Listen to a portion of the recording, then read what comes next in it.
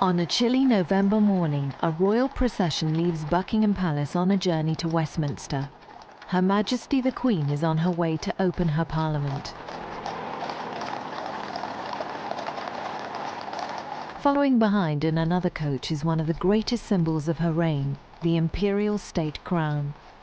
The pomp and ceremony of her arrival at Westminster is matched only by other images of her monarchy. Throughout her long reign, she has welcomed many kings and queens, presidents and foreign guests. This is the mystery and magic of monarchy on display. The least known part of these occasions are the Queen's jewels, which far outshine any other collection in the modern world. The story of fabulous diamonds and shimmering tiaras worn by beautiful princesses provides a glimpse into the fascinating world of the Queen's personal jewelry collection. On display, the Queen is supported by a dazzling array of glittering tiaras, rubies and emeralds. The majesty of monarchy encompasses priceless diamonds and other precious stones which adorn the royal treasures. For centuries, kings and queens have worn these symbols in pursuit of their royal birthright and heritage.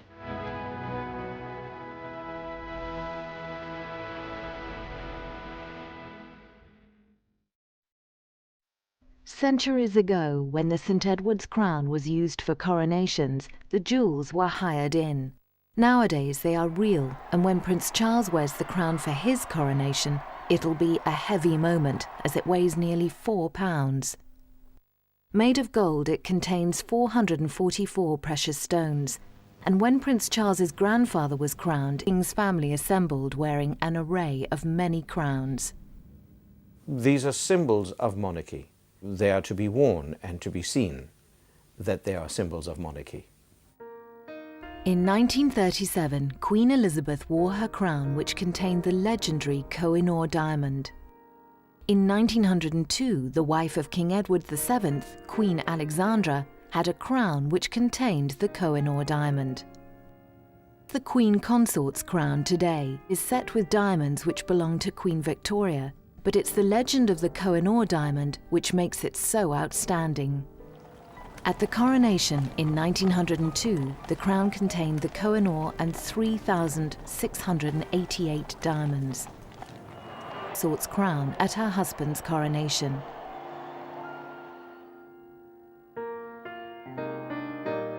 The Koh-i-Noor diamond, which means mountain of light, has a long and dramatic history surrounding the male owners of the precious stone. The diamond itself has a horrendous history of really murder, mayhem and mystery, because it has throughout ages been sought after by various potentates. Kings. Shah Jahan owned it, who built the Taj Mahal for his wife Mumtaz.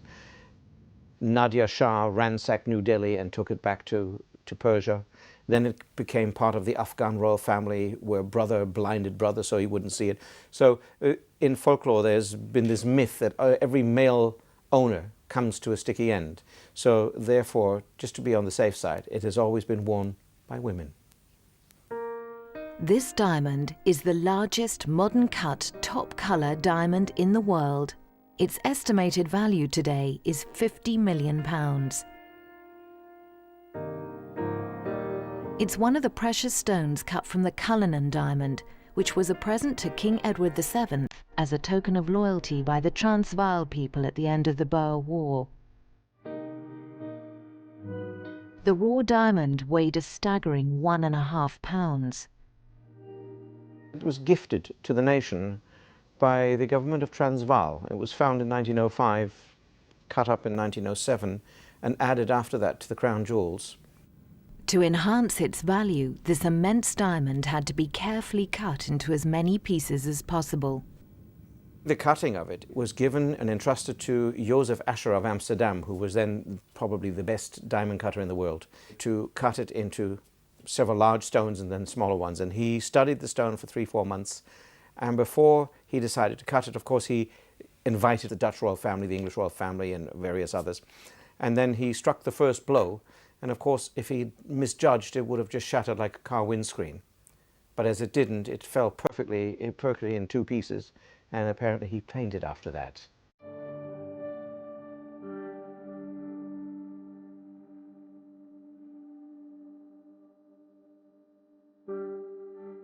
The largest piece cleaved from the mighty Cullinan diamond is the pear-shaped Star of Africa, weighing 530 carats. It's the most valuable stone in the crown jewels, and as part of the coronation regalia, it is held in the sovereign's right hand. As a gift to the nation, it has to be shown to be seen somewhere. And so it was decided to put in the scepter of the crown jewels. The second largest diamond to be cut from the Cullinan is in the Imperial state crown. It was made in 1838 for the coronation of Queen Victoria and is set with gems of striking magnificence. The Queen wore it on her coronation day in 1953.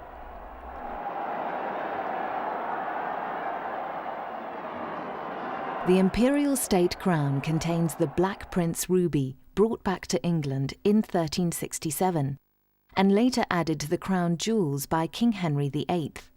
Beneath it is the huge second Star of Africa with emeralds and sapphires. For her coronation, the Queen bears the mighty weight of the Imperial state crown. Despite being altered to reduce the height, the crown still contains 2,800 diamonds.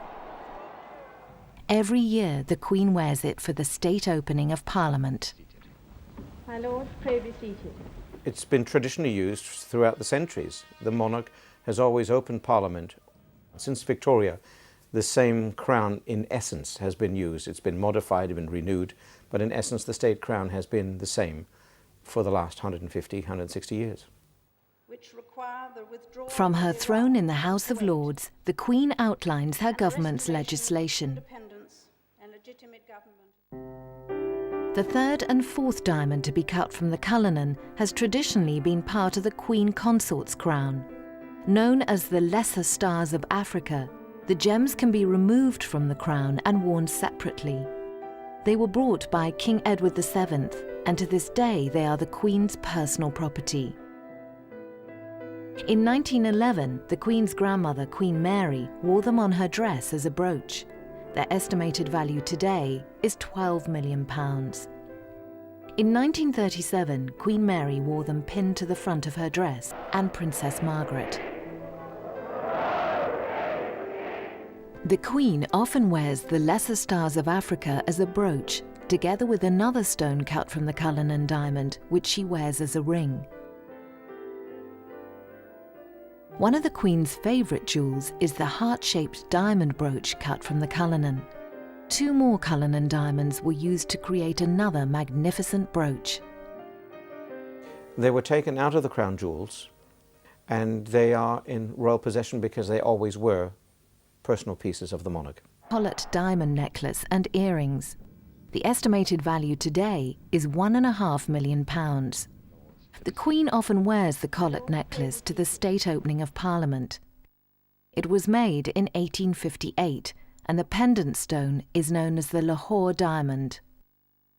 The diamond drops that are on the earrings and the drop on the bottom of the collet necklace did actually come from the Timor ruby necklace. It was given to Queen Victoria in 1851 by the East India Company. They now form part of the crown jewels. These early images from the turn of the century capture Queen Victoria at Balmoral in Scotland. In 1911, her life was commemorated with the unveiling of a memorial statue in front of Buckingham Palace. Sitting on her throne, the old Queen is depicted wearing one of her favourite crowns. When she succeeded her uncle, King William IV, to the throne in 1837, her crown was set with stones from the reign of her ancestor, King George I. These included the Black Prince ruby and many brilliant pearls and fine sapphires. Later, she ordered a new, smaller crown to be made by Garrard's, the crown jewellers. It weighed just 4 ounces and sat neatly on the top of her head. Queen Victoria suffered migraines in later life, and she found that the crown's far too heavy. That's why we at Garrard made the small Very, very small crown for her to wear. And she always wore it at the top of the head or at the back on the bun, with or without the arches.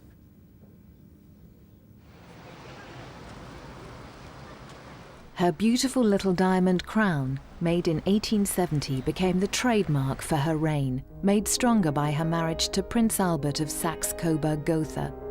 The couple were deeply devoted to each other, and their marriage was an extremely happy one.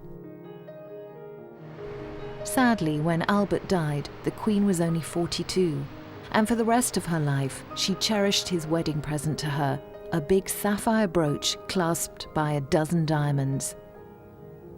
Queen Victoria called it Albert's brooch, and more than 100 years later, her great-great-granddaughter, the Queen, regularly wears it on her lapel. The Albert brooch is a very charming piece which Prince Albert had made for Queen Victoria and gave to her on the night before the wedding when they were betrothed here in London. And it's a wonderful sapphire and it's a beautiful piece, and I think very romantic. Princess Elizabeth wore Albert's brooch for Princess Anne's christening at Buckingham Palace. Her mother and her grandmother, Queen Mary, had also worn it on many occasions. During a visit to her estates in the northwest of England, the Queen's tenant farmers had a close-up view of one of the most precious personal treasures from the royal jewellery collection. Its estimated value today is £150,000. A cherished memory of her great-great-grandmother. Another memento from Queen Victoria's era is her Golden Jubilee necklace from 1887, containing circles of exquisite diamonds around pearl centres with a drop pearl pendant. 50 years ago, the Queen was filmed wearing it at a film premiere.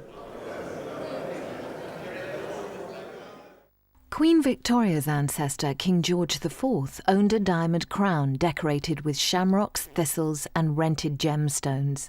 The Hanoverian king did not, in fact, wear this diadem to his coronation because it was considered too effeminate to be worn on such a grand occasion.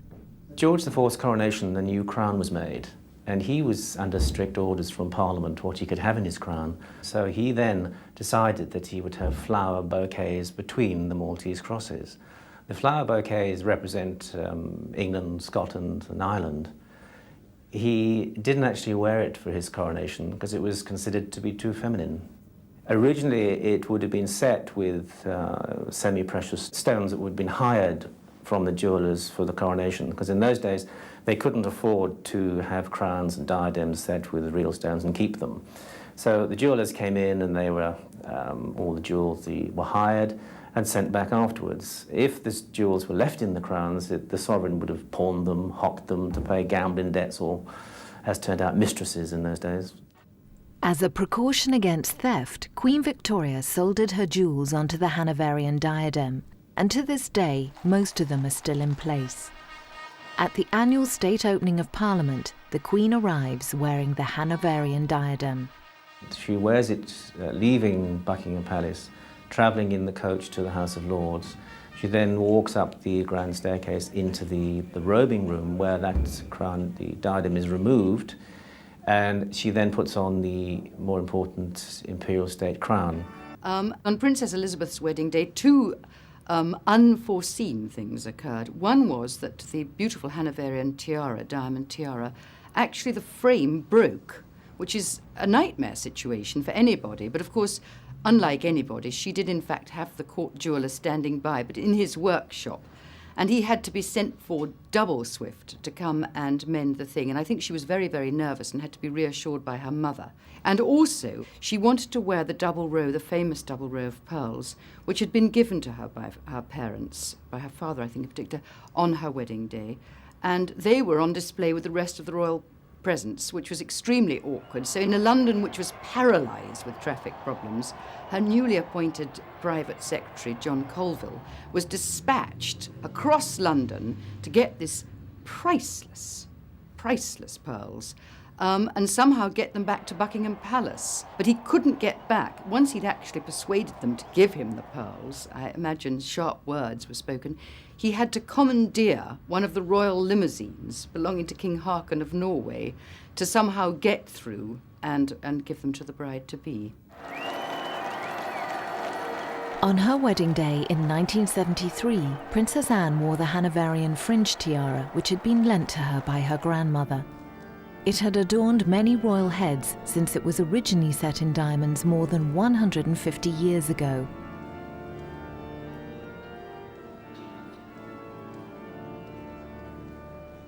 At another royal wedding in 1893, Princess Mary of Teck married the future King George V. Later, as Queen Mary, this woman would have a devastating effect on the history of the royal jewels. This tiara, a gift from the girls of Great Britain, was one of her favourite wedding presents.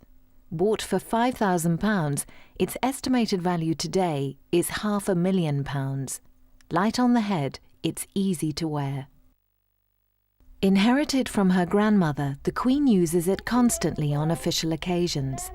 Affectionately known as Granny's tiara, it has 9 large oriental pearls on diamond spikes set on a bandeau base of 27 brilliant diamonds enclosed in a metal band. Tiaras are a symbol of authority, a symbol of power. That's why when the Queen's wearing her crown, it makes a fact. I am the Queen, I am the head. And when a lady wears a hat, she must feel very important. Or a gentleman wears a top hat, for instance. It's a symbol of authority, of class, perhaps.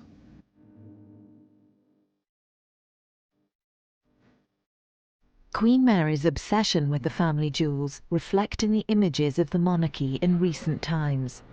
Early in her marriage, Princess Diana transformed some royal emeralds into an eye-catching headband.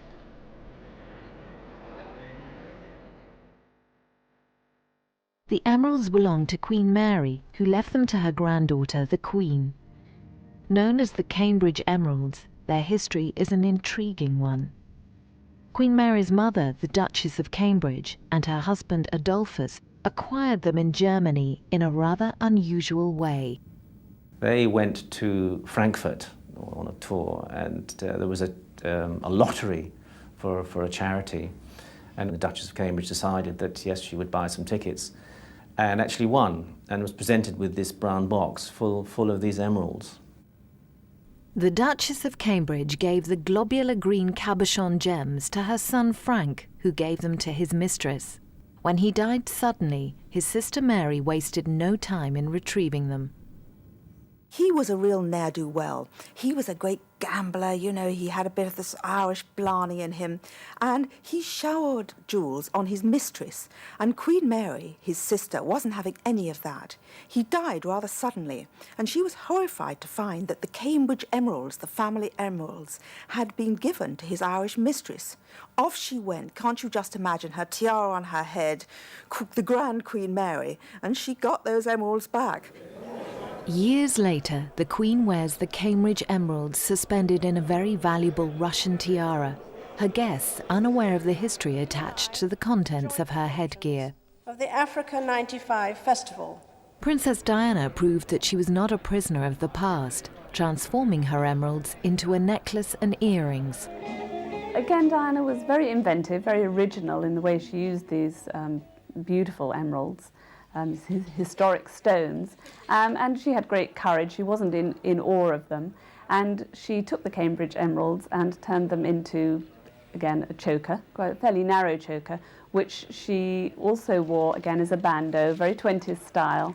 It was a very young and exciting look, and she wore the bandeau round her head during the tour of Australia when she took to the floor, swept off by Prince Charles. And again, it's a very memorable image of the young Princess of Wales.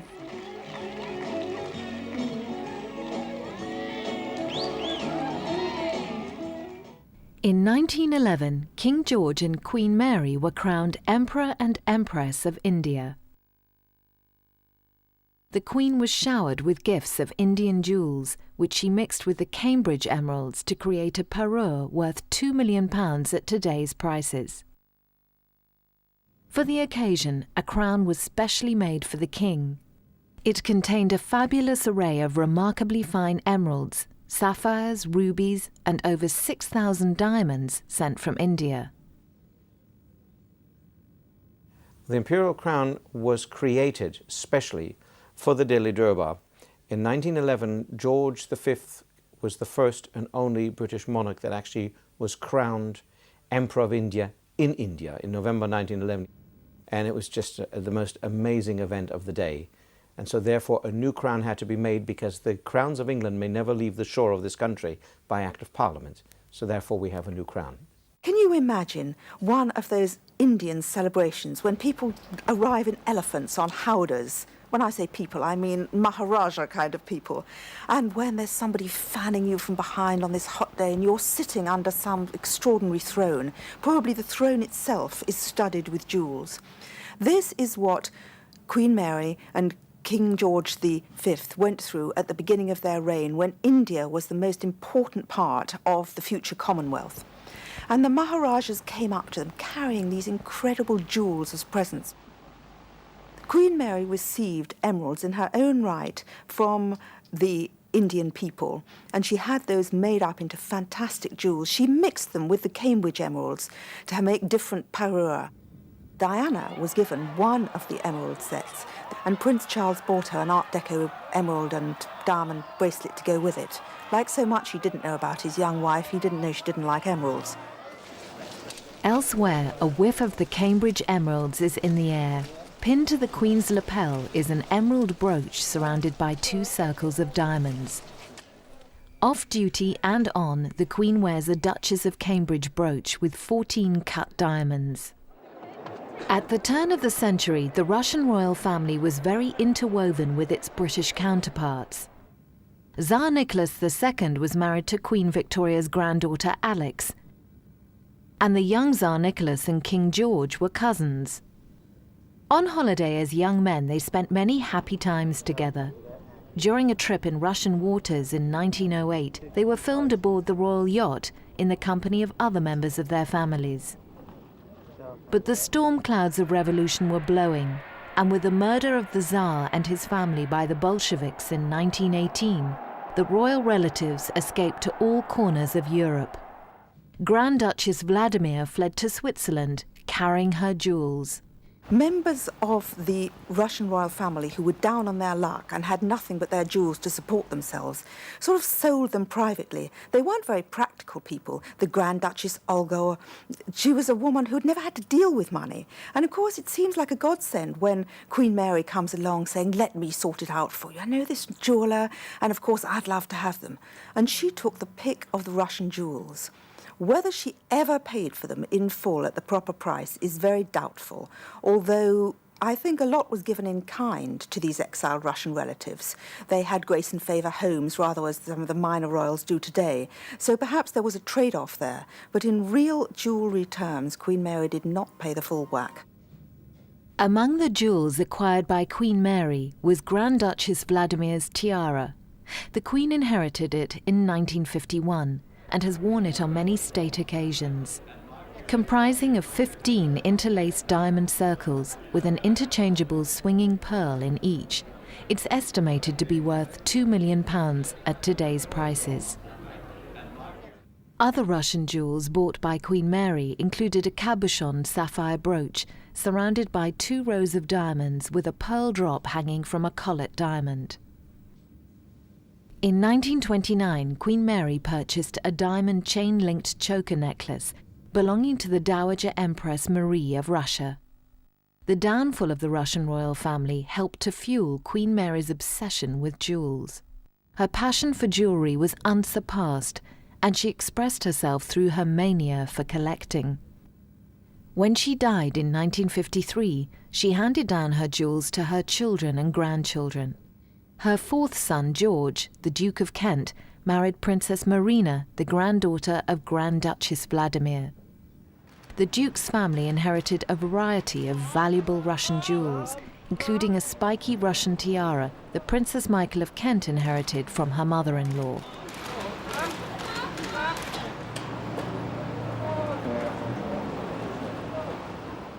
Queen Mary's 3rd son, Henry, Duke of Gloucester, and his family inherited an exquisite diamond tiara once belonging to the Dowager Empress Marie of Russia.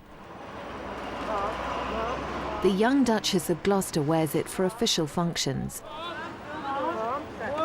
On other occasions, she is photographed wearing diamonds and pearls passed down from distant Russian relatives.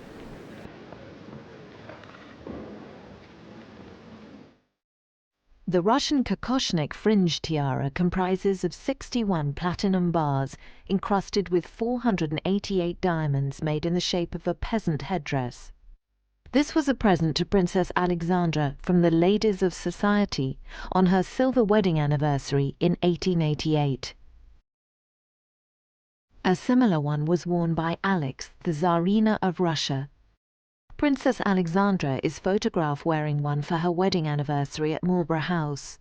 To accompany it, she wore 2 exquisite floret earrings with large centre diamonds surrounded by slightly smaller ones. Queen Mary inherited the kokoshnik tiara from her mother-in-law and passed it on to the Queen, who wears it on formal occasions when she entertains other heads of state. We do not always see eye to eye.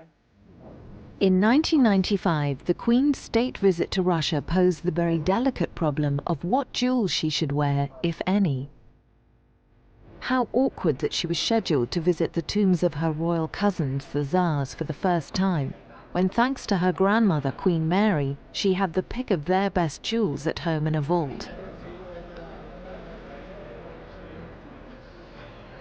Her Russian trip included Moscow and a visit to a gala performance at the Bolshoi Ballet.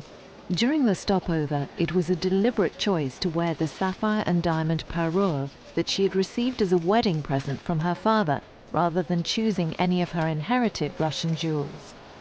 The Queen didn't really want to offend anybody by wearing something that could have upset them.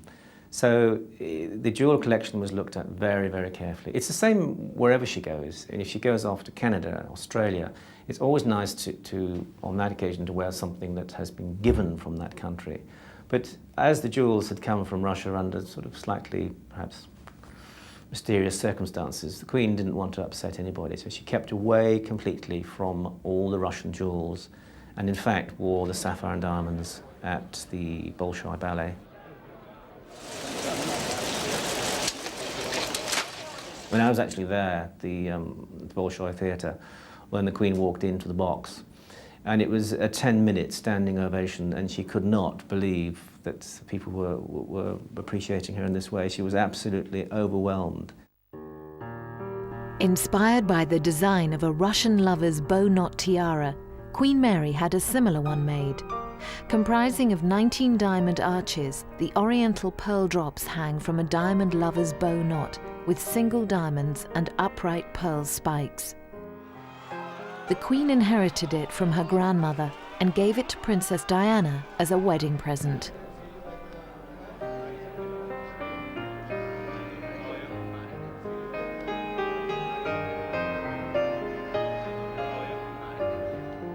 In the 19th century, a lover's bow knot tiara was a popular design. You know, Queen Mary had all these relatives strung out through Germany and Russia, and she used to go in the summer. It was called the Gathering of the Royal Mob. They used to kind of go on their summer holidays together, a very upmarket Butlins or Club Mediterranee with just members of the royal family. And then, of course, they all dressed for dinner in those days, tiaras, the whole bit. And Queen Mary then would have seen jewels that she loved. And the bow-knot tiara was something that she had copied by Garrard just before the First World War and the Russian Revolution, 1914, using jewels that, pearls especially, that she had been given as a wedding present, but had it made for herself, gave it to the Queen, who has hardly worn it, and then the Queen gave it to Princess Diana as the future Queen. The lover's bow knot tiara is one of only 2 pieces of royal jewellery which Diana owned outright. It is part of her legacy. She used her own personality to make the tiara part of her image. And the lover's knot tiara, which was a wedding present to her from Her Majesty the Queen, I think has created some of the most dramatic images of Diana that we will all remember and cherish. It is too much a part of Diana's legend. In 1843, Queen Victoria appointed Garrards as the crown jewellers. Many of the royal jewels had been made by Garrards, and when the future King Edward VII married Princess Alexandra in 1863, he gave her a brilliant necklace of festooned diamonds and pearls made by Garrards. It has 8 circular clusters of diamonds with large pearls at the centre of each. The matching earrings are owned by the Queen today, and the oblong diamond brooch belongs to the Queen Mother.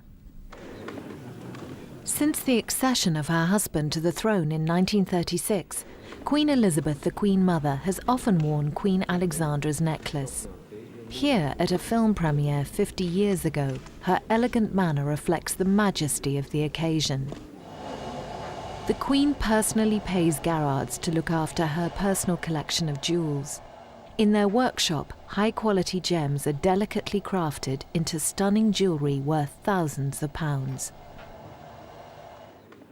Prince Charles paid Garrards £28,000 for Princess Diana's sapphire and diamond engagement ring, which has been inherited by her son, Prince William. In 1936, the future of the British monarchy was threatened when the Queen's uncle, King Edward VIII, abdicated to marry the twice-divorced Mrs. Wallis Simpson. This constitutional crisis also led to royal jewels being taken over by an outsider.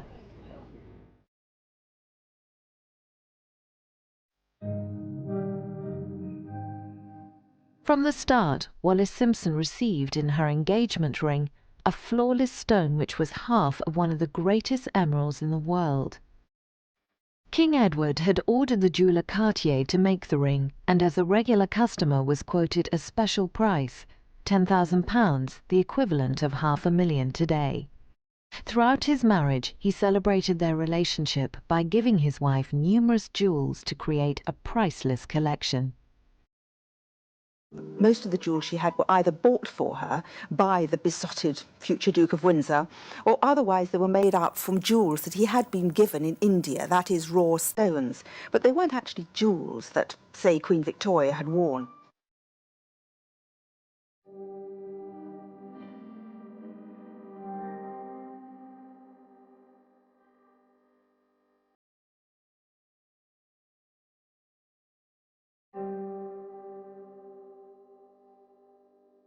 This was the collection to rival even the Queen's. When the Duke of Windsor died, it went to the Duchess, and thereafter the bulk of it, as far as I understand, went to charity for AIDS research. They fetched a phenomenal price, something like 10 times more than was expected, because they'd been owned by the Duchess of Windsor, because there'd been all this royal romance connected to them. One of Wallis's favourite jewels, her ruby necklace, fetched over £1.5 million from a mystery buyer at the Geneva auction in 1987, when the whole collection was sold for a total of £27 million. Buyers included the dress designer Calvin Klein, who bought 4 items for over £870,000.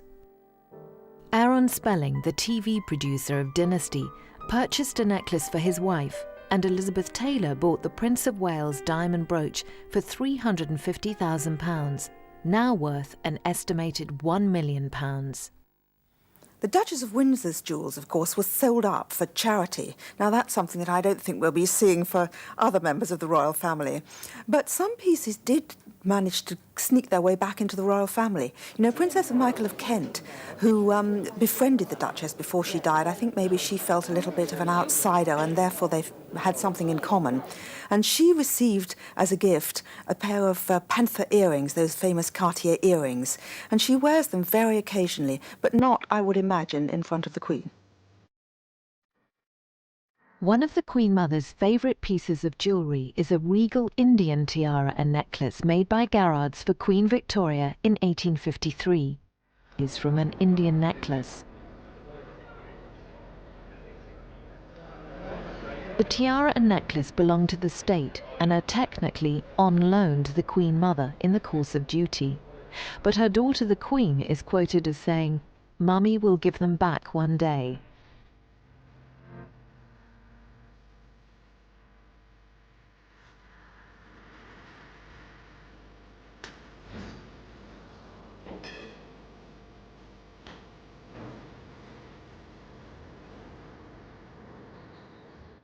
And being so tiny, or perhaps I suspect also to give the tiara she wore some ever that we know that a royal bride has worn a hairpiece on her wedding day. One of Princess Margaret's favourite possessions is a tiara in the 1920s style, which she handed down to her future daughter-in-law, Serena Stanhope. At her wedding to Princess Margaret's son, Lord David Linley, Serena was stylish in her choice of jewellery and wore this simple hand-me-down royal tiara. It's very interesting how often all brides do tip a nod to something that's gone past, sort of, it's a little tribute, if you like, something like that. But it also gave her height and presence on her wedding day. In her early years, a young Princess Margaret was the Princess Diana of her day. Years later, this darling of the media was replaced by another beautiful young woman. Princess Diana had arrived. On a visit to Australia in 1983, she wore a glittering diamond necklace lent to her by the Queen, who had received it as a gift from King Faisal of Saudi Arabia. Back in Britain at a banquet hosted by the Queen at Hampton Court, Diana wore a large ice blue sapphire brooch surrounded by a double row of diamonds, a wedding present from the Queen Mother. Later, Diana redesigned the brooch to create a stunning diamond, sapphire and pearl choker, more in keeping with her modern image.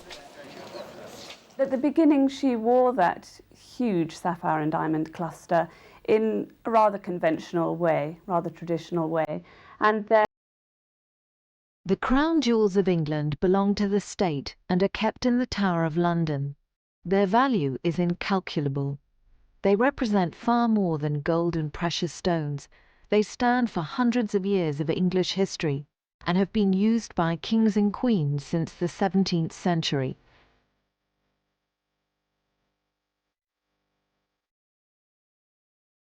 The Queen's jewels are her personal property, and their value is almost incalculable too.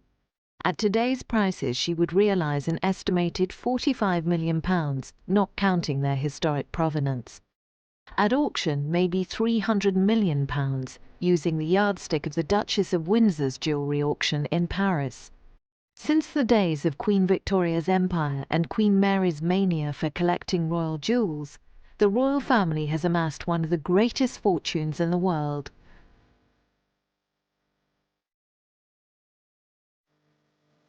Tiaras, diadems and crowns have become their trademark. "We have too much already," the Queen told the Marchioness of Cambridge.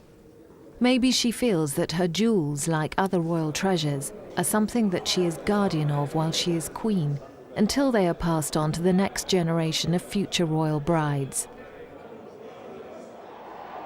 It all started out so well. On Diana's wedding day, the new princess had to borrow her sister's pearl choker to leave on her honeymoon. And at another royal wedding, the future for the royal jewels looked rosy. What went wrong? I often think about the wisdom of the Queen as a mother and a grandmother and a head of the family. It always puzzled me that Diana wasn't given more royal jewels. And certainly Sarah, the Duchess of York, got nothing. I mean, she got pieces that were bought at Garrard's. I think she didn't give them because she suspected right from the start, maybe, that these marriages were going to be difficult. And the jewels perhaps were held back to be given for 10th wedding anniversaries or 20th or 25th wedding anniversaries. Okay.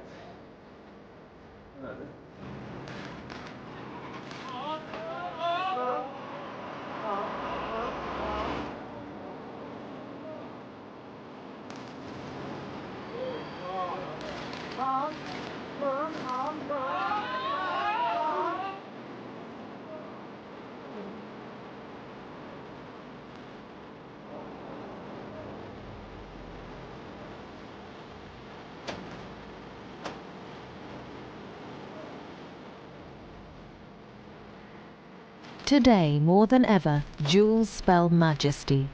When royalty is on display, they shine. Jewelry speaks an international language. It generates for the people who wear them a sense of overwhelming opulence, social supremacy, and confidence. Jewels are indeed the true currency of royalty.